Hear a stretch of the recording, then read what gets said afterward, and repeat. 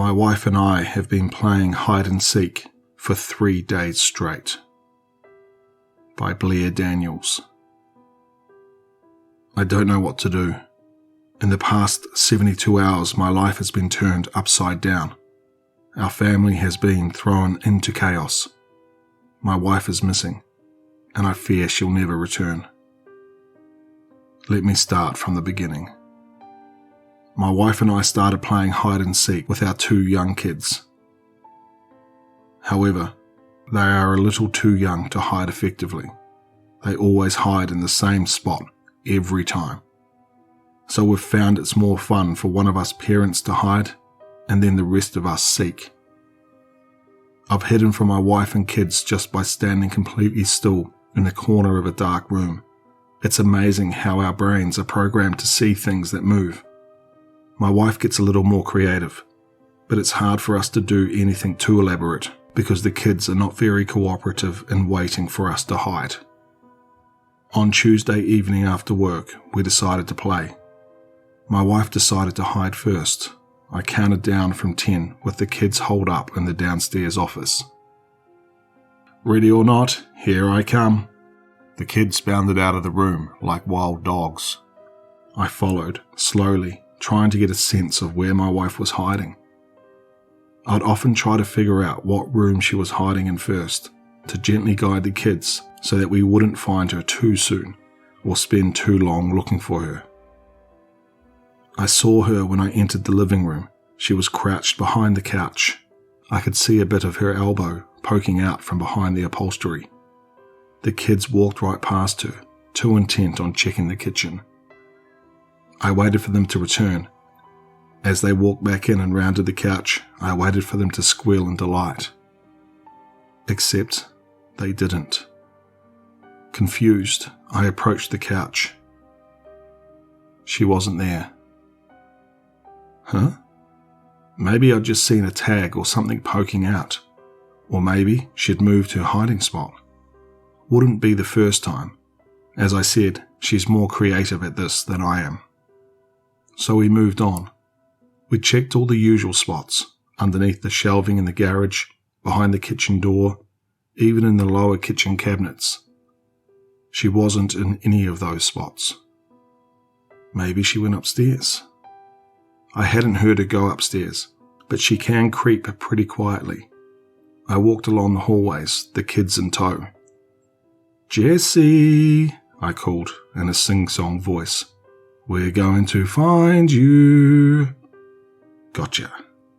Our bedroom door was open, and there was a long, Jess-shaped lump under the covers. "Let's check Mum and Dad's bedroom," I said to the kids, pattering footsteps as they charged behind me. I reached for the light switch, flicked on the lights, then grabbed the hem of the comforter and yanked it off. My heart dropped. The bed was empty. I stared down in confusion. It must have just been bunched up weirdly, but I could have sworn it looked like a person under there. The rough shape of someone in a fetal position, legs bent, back curved. I backed out of the room. The kids and I went downstairs. "Jess," I called out. "We can't find you. Come on out." Nothing. The kids lost interest. They bounded into the family room and began playing with their cars. I was about to call her again when I noticed the chain of the basement door lock was disengaged. Aha. As I approached, my heart hammered in my chest. I knew she was waiting on the other side, waiting to jump out at me and give me a heart attack. She'd done that before. I took a deep breath and swung open the door. She wasn't there. Damp air wafted up from the basement. I clicked on the light. "Jess?" I called out. No answer. "The kids aren't playing anymore," I called down. "And you shouldn't be hiding down there anyway. These stairs are too dangerous." Nothing. I turned, about to close the door, but then something caught my eye. Black hair poking through the gap between the stairs, about halfway down. She's hiding under the stairs. I stepped down. The wood creaked under my weight. The hair glistened below me in the dim yellow light. I continued down the steps, avoiding stepping on her hair until I was standing on the concrete floor. I whirled around. Aha! But the space under the stairs was empty. My blood ran cold. "Jess, this isn't funny," I shouted. "Stop playing games with me." A footstep sounded behind me. I whirled around. The naked bulb in the ceiling only lit half the basement. The other half, where we had rows and rows of storage boxes, was in near total darkness. But I squinted, trying to make it out. In the murky darkness, behind a stack of boxes in the corner, I thought I could see her standing there.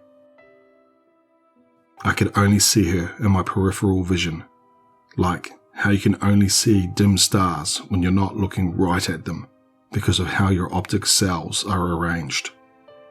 I focused on one of the storage boxes, really stared at it, and when I did, I realized I could see her pale calves extending up into the darkness. And as I stood there, I realized I could hear her breathing. "I can see you there," I said, my voice wavering. "Why are you being so weird? The kids aren't even playing anymore. So come out. Please." Deep in the pit of my stomach, I knew there was something wrong. Something horribly wrong. So I chickened out. "I'm going upstairs. You can join me when you're ready."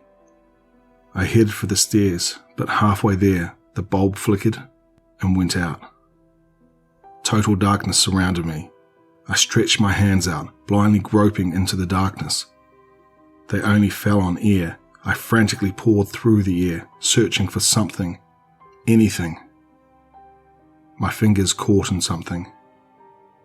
Here. I screamed and yanked my hands back. Then I ran blindly into the darkness, but something glanced me off. I shoved at it. I heard a dull thwack, and then I kept running. The side of the banister caught me straight in the chest. Panting, I felt my way to the stairs and climbed them as fast as I could. Then I locked the door to the basement and frantically ran to my kids. They were fine, but as I hugged them, I couldn't get the horrible thought out of my mind. The hair I'd felt, it was higher than my eye level, about 6.5 feet off the ground. Jess is only 5'2". The police searched the entire house. My wife isn't here. They searched the backyard and patrolled in a 3-mile radius. They came up empty-handed. It's like she disappeared off the face of the earth. Except, last night, as I rolled over in bed, I swear my fingers touched something warm.